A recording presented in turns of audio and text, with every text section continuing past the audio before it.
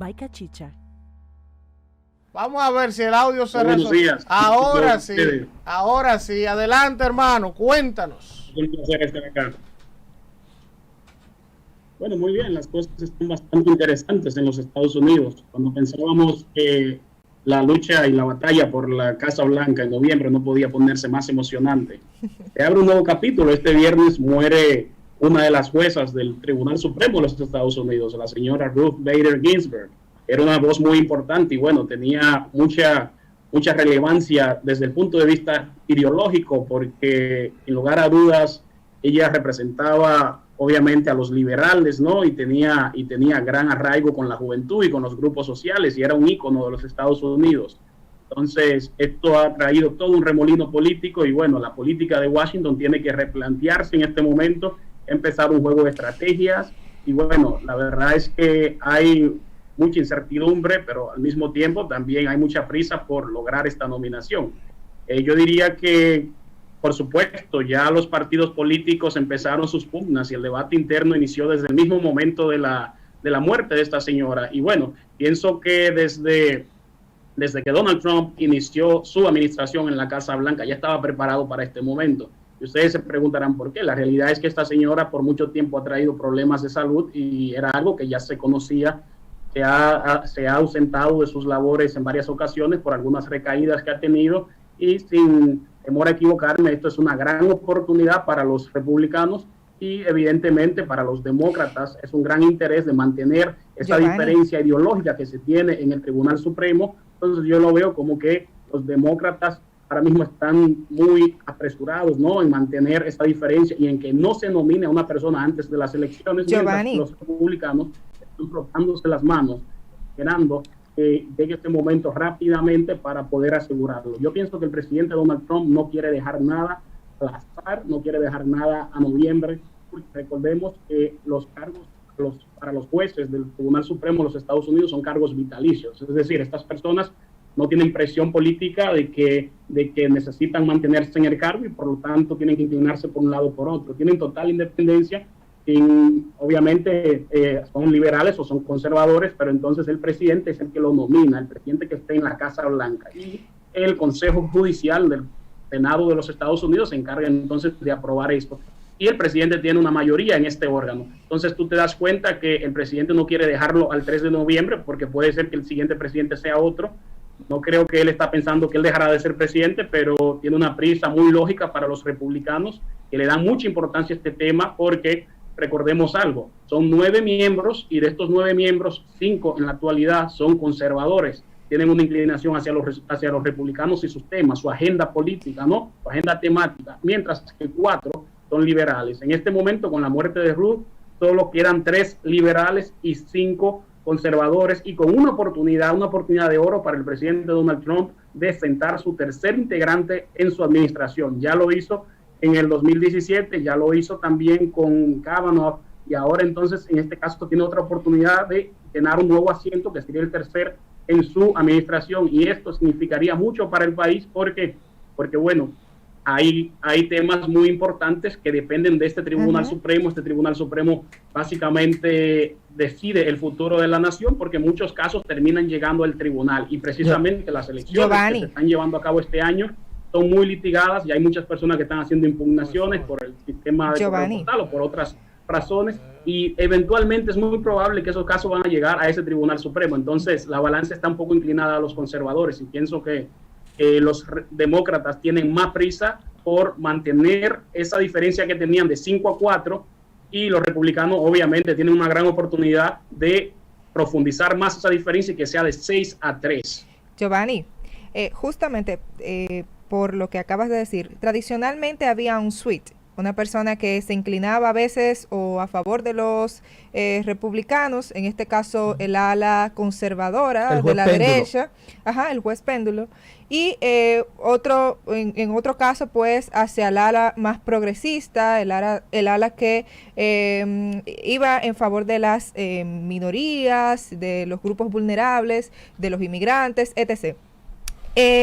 Yo quiero preguntarte, implicaciones que pudiese traer la elección de un nuevo juez, en este caso conservador, en temas justamente electorales, porque se supone o se predice o prevé que estas elecciones van a ser las más impugnadas de los Estados Unidos, por un lado. Por otro lado, el hecho de qué consecuencias puede traer en términos también electorales en caso de que Donald Trump logre colocar otro juez, si eso inclinaría la balanza a favor de Donald Trump y en detrimento de los demócratas. Lo primero es que las consecuencias son inmediatas. Estamos viendo que hay un gran incremento en las donaciones hacia el Partido Demócrata, donaciones de dinero. Eso significa que las personas ahora mismo de ese partido están más preocupados por mantener esa diferencia de 5-4, porque obviamente con la muerte de esta señora se ha reducido de 6-3 en caso de que el presidente pueda llevar una persona. Y bueno, son 9 y ahora mismo solo hay 8. Se daría un empate en una decisión muy importante que esté conociendo el tribunal, y eso le quitaría valor, le quitaría poder y efecto jurídico a este tribunal si hay un empate. Entonces, como ves que ya los partidos están desarrollando su agenda para poder establecer este asiento, este juez. Por ejemplo, el Partido Demócrata está incrementando sus ingresos y el Partido Republicano ya tiene una campaña que dice llena ese asiento. Es un mandato, obviamente, es un llamado al presidente de los Estados Unidos. Entonces, eso también se puede traducir en una mayor participación en estas elecciones. Es decir, que la abstención se puede reducir, aunque sea ligeramente, porque muchas personas entienden que mucho depende, mucho está en juego con la elección o con la escogencia de este juez. Que no solo, esto va más allá del 3 de noviembre, este es el futuro de la nación, dependen muchas cosas de esto. Como tú mencionabas, el ala más progresista de los Estados Unidos, específicamente los grupos sociales que tienen su agenda progresista, han perdido una gran aliada. Los jóvenes, en cierto modo, han perdido una amiga porque la veían a ella como un ícono. En ese mismo sentido, entonces te das cuenta que los grupos, por ejemplo, que son pro matrimonio gay y la familia, ¿no? Y el tema del aborto y los métodos anticonceptivos, están probablemente frotándose las manos porque una progresista ha dejado este tribunal. Pero al mismo tiempo hay otros grupos bastante importantes, como los inmigrantes, como obviamente los que están tratando de exigir justicia social, que en este momento le llamamos más justicia racial. Han perdido evidentemente una gran aliada en este tribunal, y las cosas yo las veo que no serán bastante promisorias en caso de que el presidente pueda nominar una persona antes del 3 de noviembre. Generalmente se toma como 40 a 42 días, incluso se ha llegado a tomar 125 días. Un caso muy parecido a esto sucedió en el 2017 cuando murió un juez, 2016, y el presidente era Barack Obama, era un año electoral, y Barack Obama no pudo nominar a su candidato. La mayoría de los senadores republicanos en ese momento se opusieron y decían lo que muchas personas dicen en este momento. En un año electoral no se elige un juez, pero algunos de esos senadores hoy en día están cambiando su posición y dicen que sí, que lo van a hacer, que van a apoyar al presidente en cualquier nominación, y especialmente el líder de la mayoría republicana lo dice. Giovanni. Por otro lado, hay voces disidentes dentro del mismo partido republicano, con senadores con tanto peso específico como el caso de Mitt Romney de Utah, o la senadora Susan Collins de Maine, y obviamente la senadora de Alaska. Esas son las voces disidentes que tiene el presidente dentro de su misma bancada de senadores. Giovanni, recordarle a la población que ese Tribunal Supremo tiene tanta importancia que en el 2000, con el reconteo de los votos de Florida, cambió el destino de Estados Unidos y del mundo. En aquel caso Bush Gore. Eso es una de las grandes importancias. ¿Cómo ves tú? Yo siento que se ha pegado la competencia cuando se está viendo el tema de los delegados. Recuérdense que en Estados Unidos no es por voto popular. Se ve muy cerca las elecciones y se ve acortándose la diferencia entre Donald Trump y Joe Biden. ¿Qué se siente? ¿Cuáles son los números que manejas últimamente? Sin duda alguna, desde la celebración de la convención republicana, esa diferencia que tenía Donald Trump frente a Biden ha ido acercándose, y eso lo hemos visto. Entonces te das cuenta que, por ejemplo, una encuesta publicada este domingo por la cadena Telemundo dice que el 62% de los votantes latinos en Estados Unidos afirma que apoyará al demócrata Joe Biden, por ejemplo, en las elecciones de noviembre, pero estos son solo los latinos. y frente a este porcentaje hay un 26% que votará por Donald Trump y solo un 30% aprueba el desempeño de republicano, pero te das cuenta que estas cifras son considerablemente más altas para Biden que entre los votantes en general. Es decir, cuando ves los votantes en general, toda la población, todo el voto, es ligeramente más bajo para Biden. Esto es solo cuando se hace con un segmento poblacional que es con los latinos y que evidentemente hay una tradición ya y la historia está ahí entre los latinos y los demócratas y eso puede tener algún peso específico. Yo pienso que lo que se está dando es que, bueno, Estados Unidos es un país con un sistema electoral bastante único, tiene el colegio electoral y el colegio popular, no gana el que tenga más personas, gana el que tenga más colegios electorales, de los 538 se necesitan 270 y estas encuestas que dan a Biden ganador no pueden servir, diría yo, como un patente de corso o como un seguro de vida para Biden, porque ya hemos visto en muchas ocasiones que se ha dado el tema de que el Tribunal Superior ha tenido que intervenir porque el voto popular probablemente ha tenido su rol y el voto electoral entonces es diferente y bueno, se necesita algún tipo de impugnación, algún tipo de decisión y por eso estas elecciones es muy probable que van a volver muy litigadas, muy judicializadas en este momento.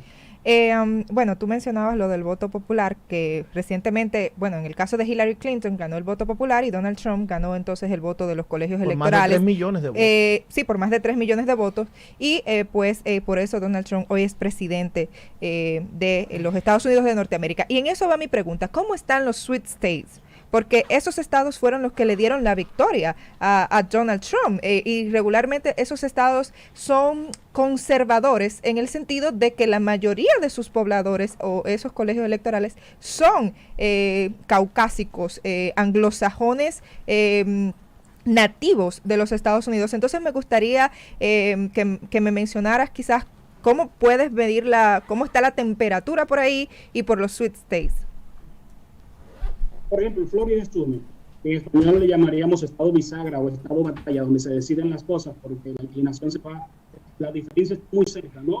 Está muy cerrada. Florida es uno. Puedo decir que Florida, este estado de la península sureña de los Estados Unidos, allí hay un voto latino que es fundamental y que va a tener una gran fuerza. Por ejemplo, el apoyo a Biden ha crecido entre los electores de mayor edad, pero el expresidente necesita mayores niveles favorables en la comunidad migrante para poder revertir los resultado del 2016, como tú mencionabas en el caso de Hillary Clinton, que le dieron la espalda a Hillary Clinton en ese momento. Florida es un estado que es tradicionalmente republicano, es conservador, como mencionas, y bueno, una encuesta de NBC News Maris mostró que si bien Trump y Biden están técnicamente empatados en este estado, el primero tiene una leve ventaja sobre el segundo entre los latinos, precisamente porque hay muchos cubanos, hay muchos colombianos, hay muchos venezolanos que han tenido las experiencias socialistas de sus países, están un poco frustrados en cuanto al tema ideológico, no quieren nada que ver con el socialismo y tienen evidentemente un gran peso electoral en esa demarcación de los Estados Unidos, tienen un gran apoyo hacia los republicanos, los cubanos americanos. Pero cuando tú ves los otros estados,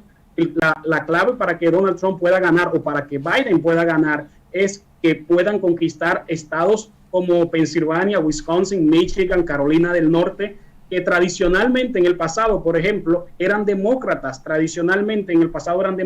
pero en el 2016 estos estados Hillary Clinton los perdió. Entonces, el gran objetivo, la gran labor, la gran tarea que tiene Biden en este momento es reconquistar esos estados que en algún momento le pertenecieron a su partido, pero que Trump lo arrebató en el 2016. Y de acuerdo a los datos que estoy viendo, Trump sigue todavía teniendo el favor, ¿no?, en estos lugares. Entonces yo pienso que independientemente de las encuestas que dan a Biden con más de 7 puntos por encima de Trump, las encuestas ya generales en todo el país, se necesita ver la situación estado por estado y precisamente estos estados que yo he mencionado aquí tienen pocos electores, pero esto es como cada voto cuenta, obviamente. Entonces son 538, tú necesitas 270. Y por ejemplo, el caso de Wisconsin tiene, me parece que 10. Pensilvania, que es el estado donde nació Biden, que no lo tiene Biden, tiene 20 electores. Entonces, poco a poco tú vas acumulando, ¿no?, llenando estas cuentas hasta llegar a los 270. Pero si no logran reconquistar los estados que tenían antes del 2016, antes de Hillary Clinton, estados que en ese momento le dieron la espalda, no escucharon a Hillary, es muy difícil que puedan ganar, porque la historia nos dice que 5 elecciones en Estados Unidos han han ganado el voto popular y han perdido la Casa Blanca porque no ganaron el voto electoral, incluyendo 5 presidentes en esta, bueno, 3 presidentes, un ex vicepresidente que fue en el 2000, Al Gore, y una que no era ni presidente ni vicepresidente, que fue Hillary en el 2016, 16 años después. Bueno, Giovanni, gracias como siempre por estos interesantes reportes de lo que está pasando en los Estados Unidos de América. Agradecerte que sigamos paso a paso la evolución de este proceso porque tiene una importancia vital para todo el planeta, incluyendo para nosotros como país lo que pase allá en Estados Unidos. Sin duda, muchísimas gracias, muy agradecido como siempre. Gracias a Giovanni Vicente Romero, quien es pues nuestro corresponsal de Tu Mañana en Washington, D.C., y nos mantiene al tanto siempre de lo que está pasando en la política estadounidense y geopolítica. En este caso nos concentramos en los temas de las elecciones de noviembre y también en la elección de esa vacante que se ha producido en la Corte Suprema de los Estados Unidos. Vamos a ver ahora la encuesta